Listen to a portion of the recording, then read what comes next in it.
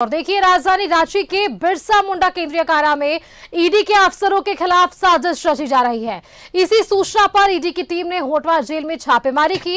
इस दौरान ईडी को कई अहम सुराग भी मिले। सूत्रों की माने तो इस दौरान ईडी ने जेल के कुछ सीसीटीवी फुटेज भी जब्त किए हैं। हालांकि साजिश डिकोड होने के बाद ईडी के अधिकारियों की सुरक्षा बढ़ा दी गई है। खास रिपोर्ट देखिए। अफसरों को फंसाने की साजिश डिकोड। होटवार जेल में छापेमारी में मिले अहम सुराग। ईडी ने जब्त किए जेल के सीसीटीवी फुटेज। जमीन घोटाला, मनरेगा घोटाला और अवैध खनन समेत कई बड़े मामले की जांच कर रहे ईडी के अधिकारियों के खिलाफ बड़ी साजिश रची जा रही है। होटवार जेल में बंद हाई प्रोफाइल आरोपी न सिर्फ फर्जी मुकदमे में फंसाने की कोशिश में है, बल्कि ईडी के अफसरों को नुकसान पहुंचाने के लिए नक्सली और गैंगस्टर के संपर्क में भी है। इसी सूचना पर ईडी की टीम ने शुक्रवार को होटवार जेल में छापेमारी की। इस दौरान ईडी को कई अहम सुराग मिले। यही नहीं, सूत्रों की माने तो ईडी की टीम ने जेल के कुछ सीसीटीवी फुटेज को भी जब्त किया। सूत्रों की माने तो जल्द ही ईडी इस मामले को लेकर जेल के अधीक्षक और जेलर को समन जारी कर सकता है। होटवार जेल में रची जा रही ईडी के अधिकारियों को नुकसान पहुंचाने की साजिश। फर्जी मुकदमे में फंसाने और अधिकारियों को नुकसान पहुंचाने की साजिश। गैंगस्टर और नक्सलियों के संपर्क में हैं आरोपी। गवाहों को प्रभावित करने और सबूत मिटाने की कोशिश। जेल प्रशासन पर साजिशकर्ताओं को मदद पहुंचाने का भी आरोप। साजिश में कुछ अफसरों और जेल के अधिकारियों की भी भूमिका। जेल में आरोपियों को दी जा रही कई सुविधाएं। खतरे की आशंका पर ईडी ने गृह मंत्रालय को दी जानकारी।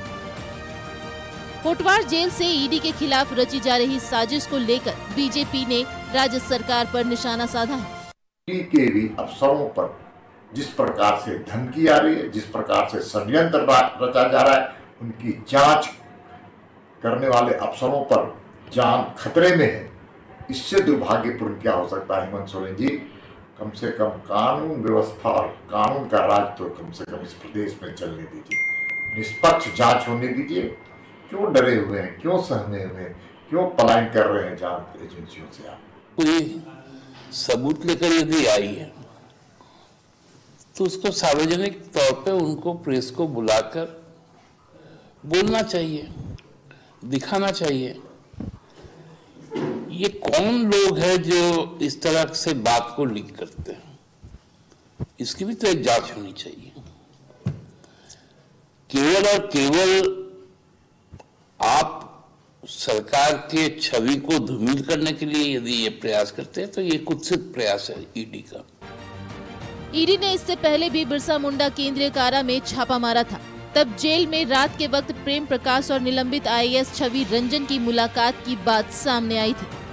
अब आरोप है कि जेल में बंद प्रेम प्रकाश जेल और राज्य के कुछ अधिकारियों के साथ मिलकर ईडी के खिलाफ साजिश रच रहा है। न्यूज़ 11 भारत के लिए रांची से इमरान, राकेश और राजेश कुमार के साथ ब्यूरो रिपोर्ट। रांची के होटवार जेल में ईडी अफसरों के खिलाफ साजिश डिकोड होने के बाद ईडी अफसरों की सुरक्षा बढ़ा दी गई है। बताया जा रहा है कि सीआईएसएफ को ईडी अफसरों की सुरक्षा का जिम्मा सौंपा गया है और इसे लेकर केंद्रीय गृह मंत्रालय ने झारखंड पुलिस को पत्र लिखा है। वही सूत्रों के माने तो होटवार जेल में बंद प्रेम प्रकाश ने ईडी अधिकारियों के खिलाफ साजिश रची थी। प्रेम प्रकाश ने ईडी अफसरों पर हमले के लिए पहले नक्सलियों से संपर्क किया था, लेकिन जब नक्सलियों ने इनकार कर दिया तो प्रेम प्रकाश ने गैंगस्टर अमन साव के गुर्गे से संपर्क किया। वहीं सूत्रों के माने तो प्रेम प्रकाश ने जेल में बर्थडे पार्टी भी मनाई थी। इस दौरान 4 महिला डांसरों को बुलाया गया था। महिला डांसर पुलिस की ड्रेस में जेल में घुसे थे और इन्हीं डांसरों में से एक महिला को ईडी के अधिकारियों के खिलाफ इस्तेमाल करने की योजना बनी थी। बताया यह भी गया है कि प्रेम प्रकाश के रडार पर ईडी के 2 अधिकारी थे जिन्हें वो रास्ते से हटाना चाहता है। वहीं ईडी की जमीन और ईडी की टीम जो है वो जब होटवार जेल में छापेमारी करने गई तो वीआईपी सेल में जाने के लिए ईडी के अफसरों को लंबा इंतजार करना पड़ा। तो देखिए, ईडी के खिलाफ ये साजिश रची गई और अब इसके बाद होटवार जेल पर ये बड़ा सवाल खड़ा हुआ।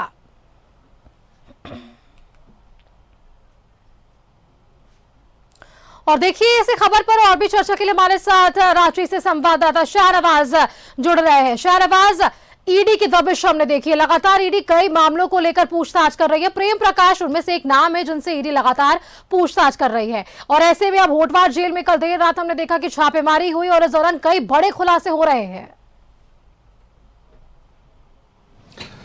जी हाँ, बहुत सेंसिटिव ये मैटर है क्योंकि जेल से इसका ताल्लुक है। और जेल में हम यही समझते हैं हम लोग कि जेल में जो भी डाल दिया जाता है वो समाज से कट जाता है, लेकिन यहाँ पर बिल्कुल बात उल्टी है। पहले भी ईडी ने अचानक जेल में छापेमारी की थी और वहाँ पाया था कि कुछ जो सीसीटीवी कैमरे हैं वो उनको जानबूझ करके डेविएट कर दिया गया था, फोकस से डिफोकस कर दिया गया था।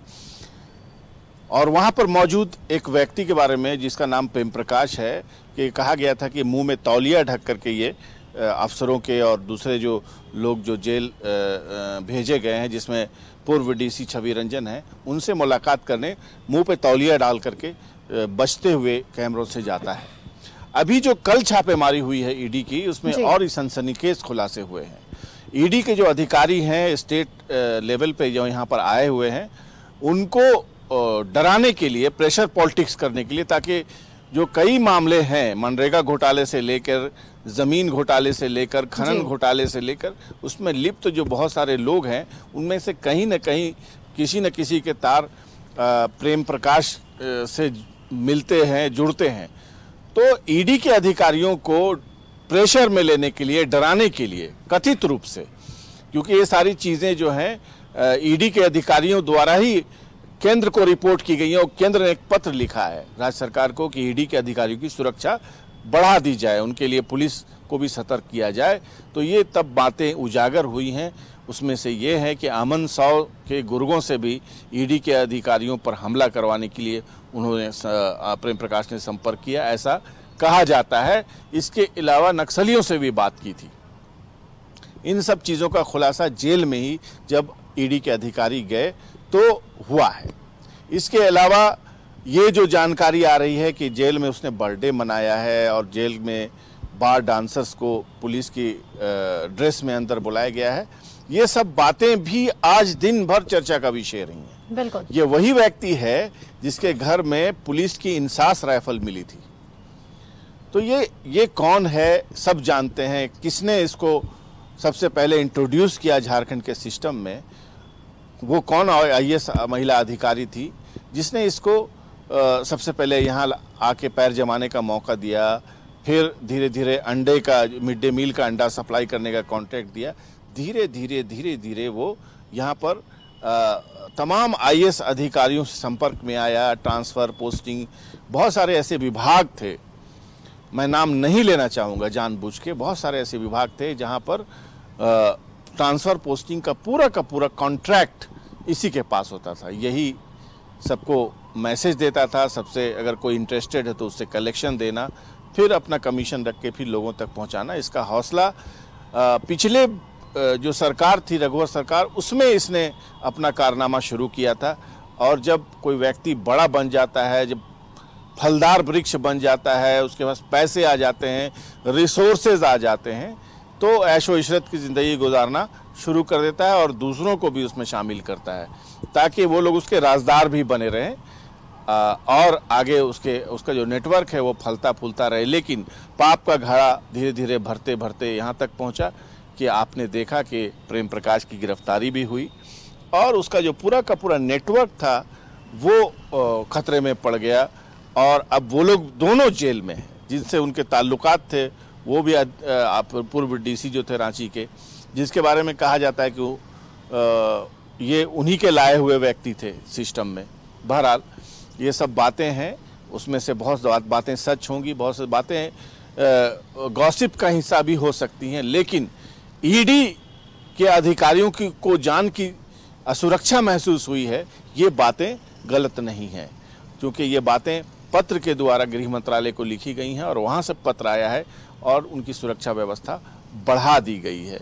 तो ये पूरी की पूरी वारदात जो हम इस वक्त डिस्कस कर रहे हैं वो पावर ब्रोकर के बारे में है, जो जब सिस्टम का हिस्सा बन जाता है तो कितना खतरनाक हो सकता है, आप और हम इसको सोच सकते हैं। कोई भी व्यक्ति जो इन लोगों के सामने आएगा उसको रास्ते से हटाने की हैसियत इनकी बन चुकी थी। लेकिन सब कुछ वही होगा जो ये चाहेंगे, ऐसा हरगिज भी नहीं है। सिस्टम चाहे कितना भी कमजोर हो जाए, सब सिस्टम के ऊपर भी एक सिस्टम वाला बैठा है, वो देखता है कि कब किसकी औकात से ज्यादा हरकत हो रही है। अगर किसी के पर बहुत ज्यादा फैल रहे हैं जो समाज के लिए खतरा है, उन गरीब लोगों के लिए खतरा है, जिसने ये दुनिया बनाई है, ऐसे लोगों को सजा देता है। और उस जब वो लाठी मारता है तो उसकी लाठी में आवाज भी नहीं होती है। बिल्कुल शाहनवाज, तो देखिए अब पूरे मामले पर ईडी की दबिश है। और जिस तरीके से ये भी जानकारी आपने बताया कि अब इनके अधिकारियों को भी असुरक्षा महसूस हो रही है, तो ऐसे में अब ये एक पहल और आने वाले समय में ये साफ हो जाएगा कि आखिरकार वे कौन लोग हैं और इसके पीछे आखिरकार साजिशकर्ता कौन है। तमाम जानकारी के लिए आपका बहुत बहुत धन्यवाद शाहनवाज, हमारे साथ जुड़ने के लिए।